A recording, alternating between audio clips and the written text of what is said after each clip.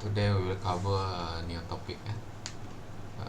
This is topic 6 on network security. That include the IDS, worm and honeypots. So IDS is a short form of intrusion detection system. So these three are some of the elements that play an important role in network security. So what is network security? So basically it is the practice of preventing and protecting against unauthorized access, the misuse, modification or denial of network and also the data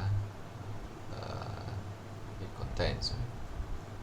So it also refers to the practice, the tool, the technology designed to protect the computer network from unauthorized access,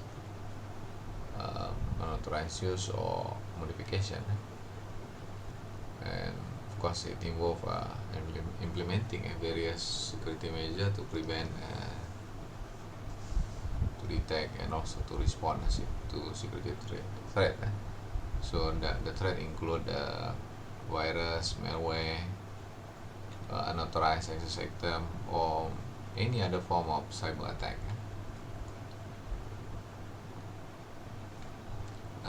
IDS is one of the solutions. It can be used to monitor network traffic, to detect any sign of malicious activity or unauthorized access. So you can use IDS to detect these two type of signature, suspected malicious activity or unauthorized access. Normally it will allow you to analyze the packet, network packet, and to compare them against a set of predefined rule or signature. So if the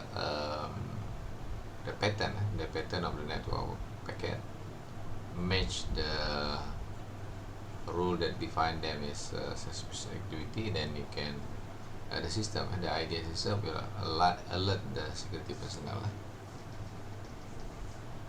How about worm? Worm is a type of malware that able to replicate itself and can quickly spread through the network by exploiting any vulnerability in your system. Honeypot, the third one is honeypot. So honeypot is very interesting. It is a decoy system to design so that the attacker believe that they successfully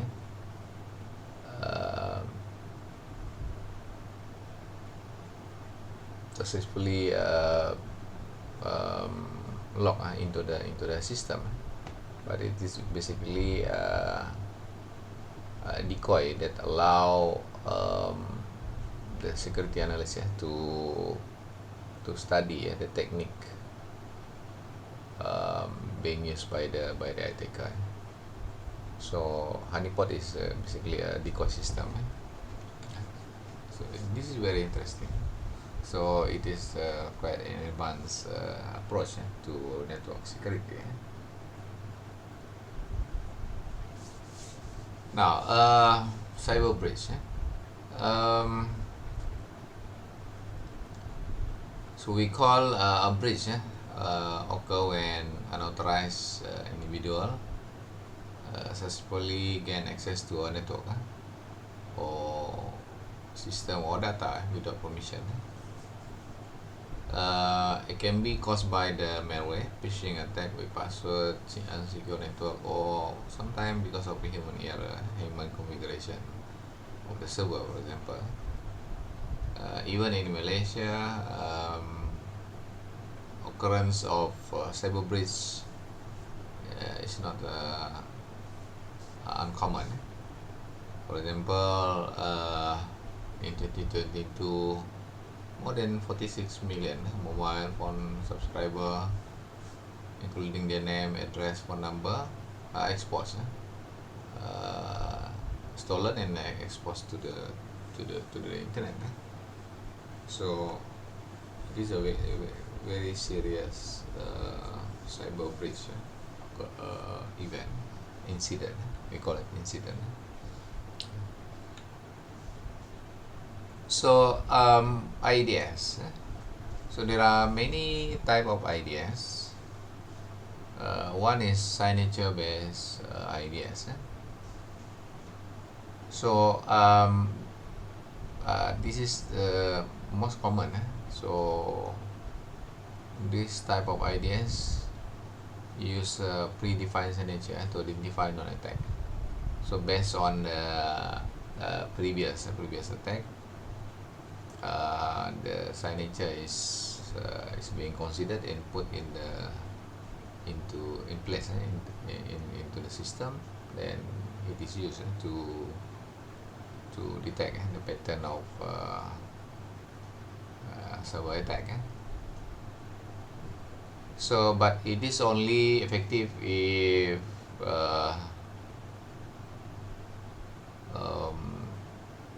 the type of attack is known. Okay. If it is a new or unknown threat, then signature based IDS is not that effective. So because the predefined signature is based on the previous attack. The second one is anomaly based IDS. So this type of IDS establish a baseline of normal network activity and monitor network traffic for any deviation from that baseline. So the approach here is putting a threshold for normal network activity. Any activity that considered abnormal or outside of the normal network activity is considered deviation from the normal activity, then they will be considered anomaly network traffic. So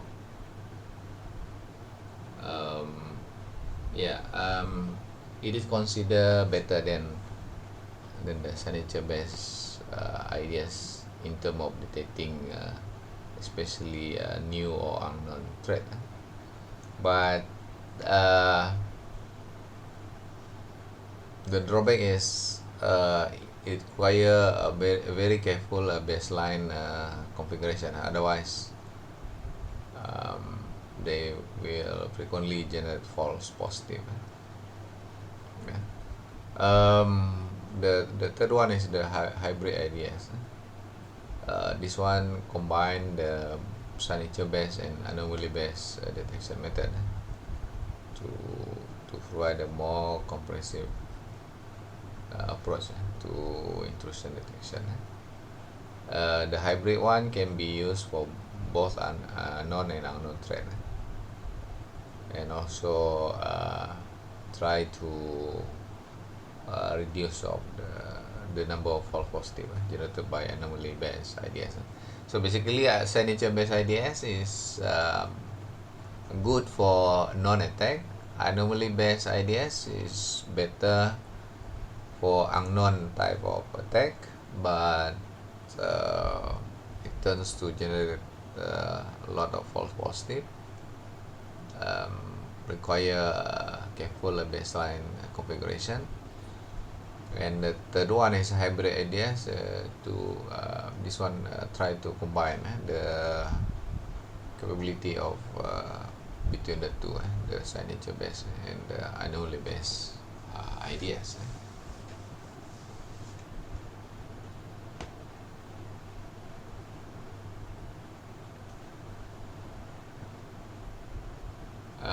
Okay, NIDS. Um, it is a system to monitor network traffic and sign of malicious or unauthorized access. Okay, an IDS can be host-based or network-based. The difference is network-based IDS installed on a network, and it will monitor the traffic passing through it. Whereas for the host-based IDS, it is installed on individual machine, and it can only monitor activity on that specific host.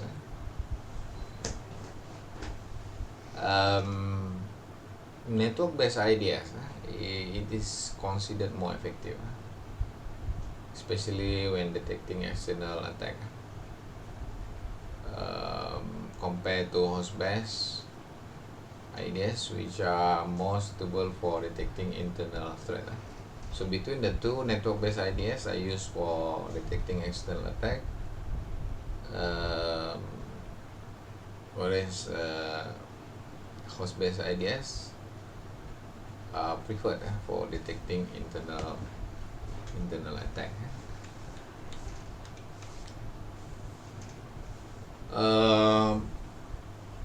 There are several approaches, several features supported by NIDS, including real-time monitoring,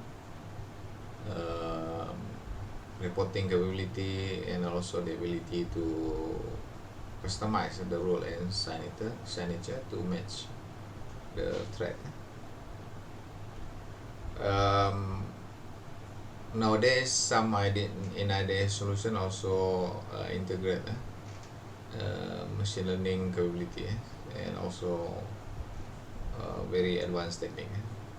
The aim is to improve the accuracy and also to reduce the false positive. Of course, there are many challenges of NIDS, especially in to remain up to date, since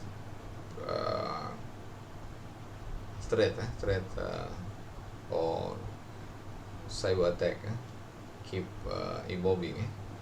So because attacker constantly developing new technique, they know how to evade detection, so NIDS must be updated, keep updated regularly to keep pace with this new type of method or approach by the attacker.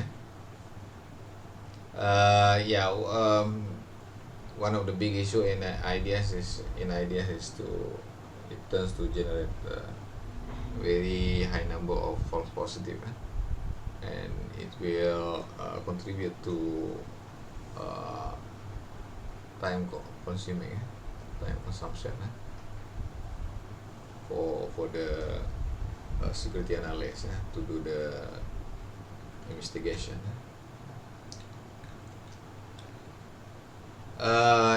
This is the current trend in IDS. Nowadays, machine learning is no longer specific to classification problem or regression problem in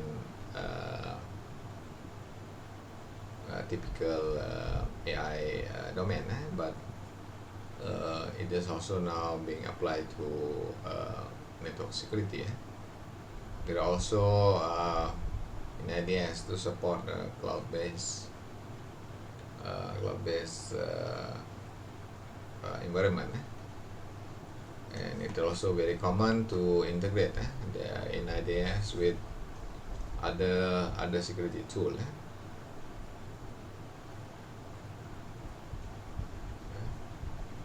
And also NIDS is now being used for to do intelligence, so to make sure the intelligence is stay up to date to the current threat, and to make sure the capability of the detection is keep improving.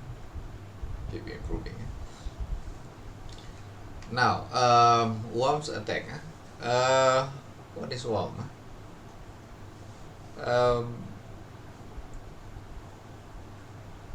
This is a special type of virus. Computer, basically computer attack. For example, I think the most popular worm is WannaCry ransomware. That suddenly appear in 2017. So it caused widespread disruption. So especially on Microsoft Windows system.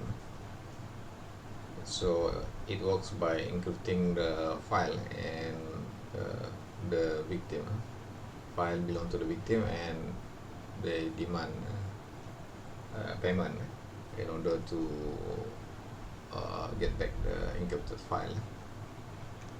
So WannaCry ransomware is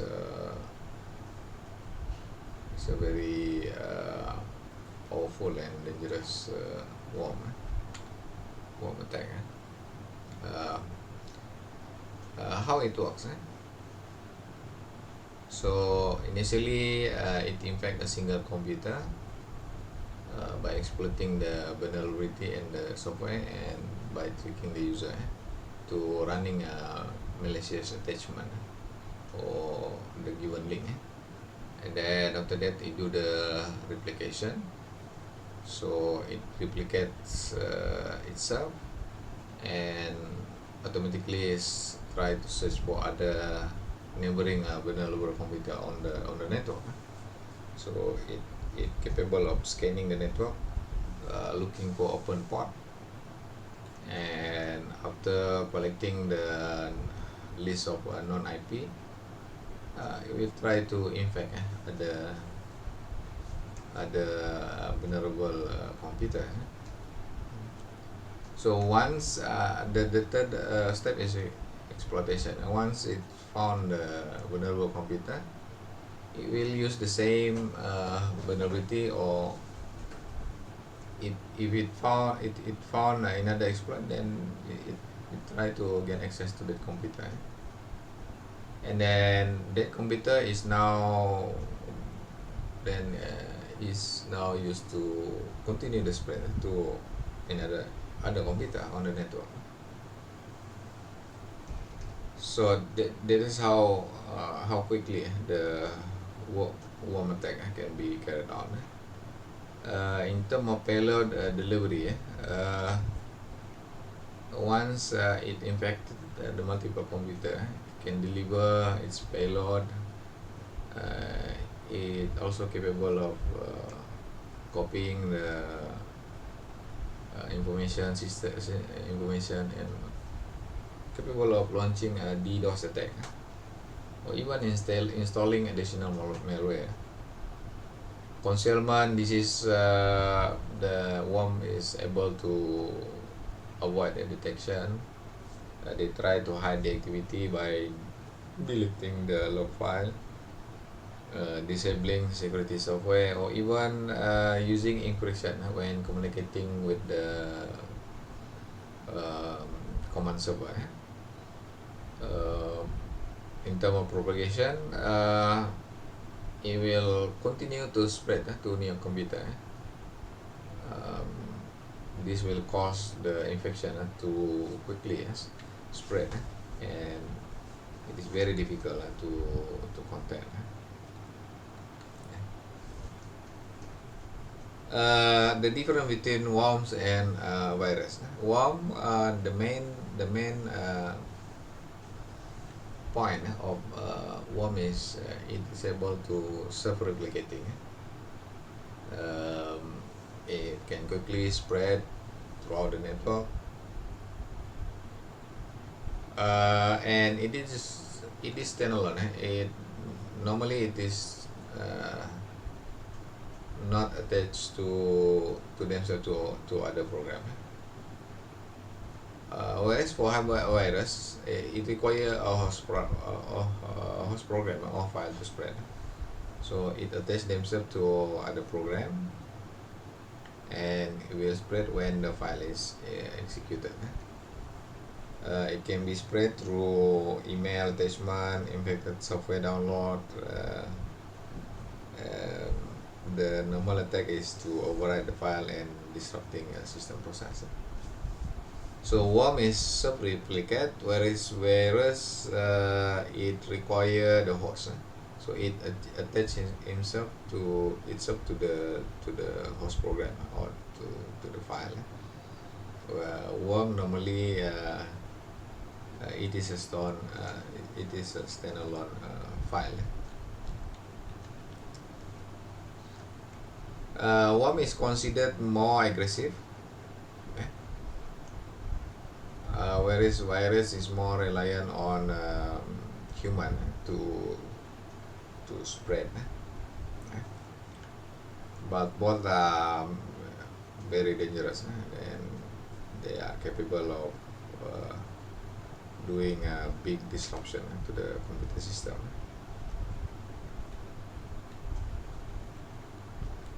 Okay, the third aspect of that we will cover in network security is honeypot. Okay, it is a security mechanism. Actually, it is a security mechanism being used by the system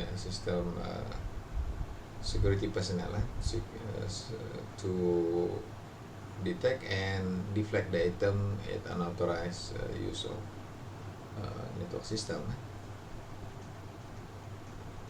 So it works by mimicking the vulnerable system or network, and to lure the attacker to in fact it allow the attacker to log into the vulnerable system.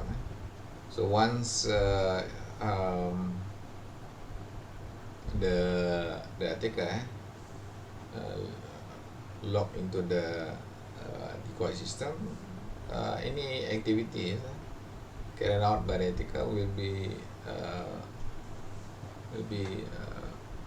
monitored and analyzed by the security personnel. So once an attacker interact with the decoy system or the honeypot, any activity will be recorded, will be logged. So those activity can then be analyzed later by the network security analyst. One example of honeypot is Dionea honeypot. So it is a open source honeypot.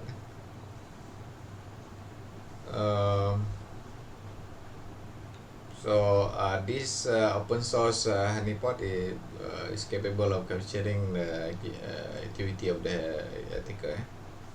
So, for example, what kind of malware being used, the IP address of the attacker, and also the list of command used during the attack.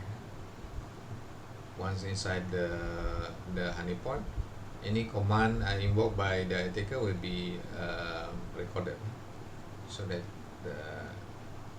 it can be investigated by the security analyst.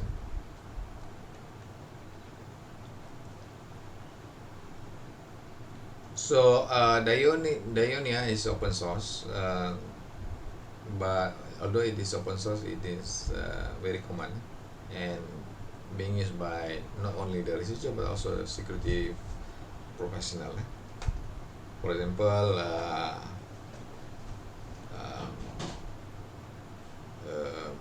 CRT Polska. This is computer agency response team from Poland. It even distributed in Kali Linux and Security Union. So this one is quite a popular open source solution for honeypot software.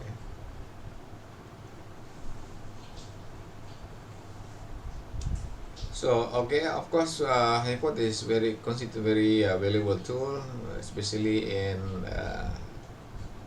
study to examine or to investigate how attacker do their work.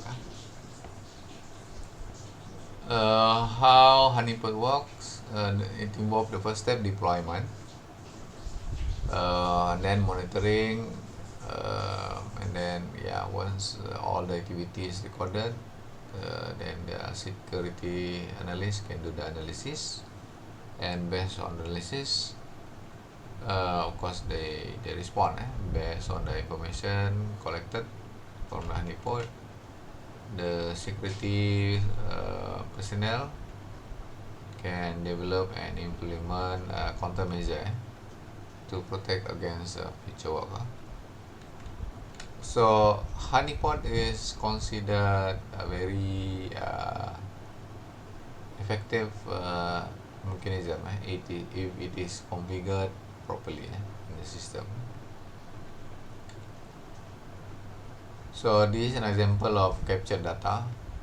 Once if honeypot is used, it can collect the IP address of the attacker, the sample of malware being used by the attacker, what are the things in the system being changed by the attacker, and the type of network traffic, what are the username and the password, and also the communication used by the attackers.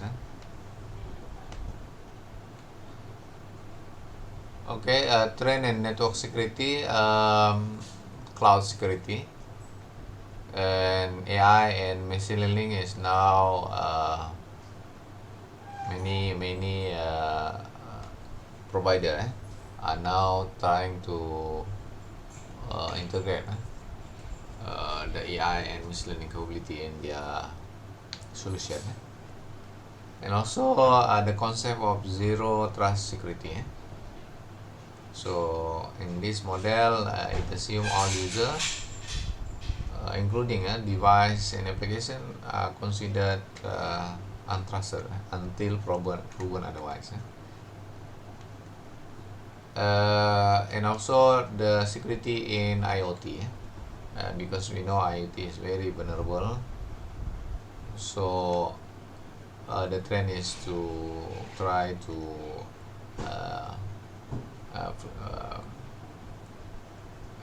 enhance the security aspect of IoT. Okay, luckily there are many OS, especially of Linux flavor, that specifically designed for network security. For example, Kali Linux is the most popular, followed by Parrot Security OS and also Security Union. So these three Linux distribution are a very popular option for conducting network security work. So you can try it out, Kali Linux, Parrot Security, and also Security Onion. So you can use VirtualBox or VMware to try to install this OS. All these are flavored of Linux, except for Parrot, it is based on Debian. Sorry, all are Linux, but the first two is based on Debian Linux. Okay, ethical hacking. This is another aspect in network security. The ethical hacker,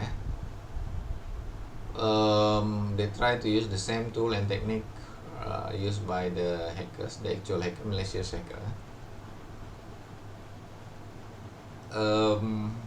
Normally, ethical hacker, they work for consulting firm to identify security weakness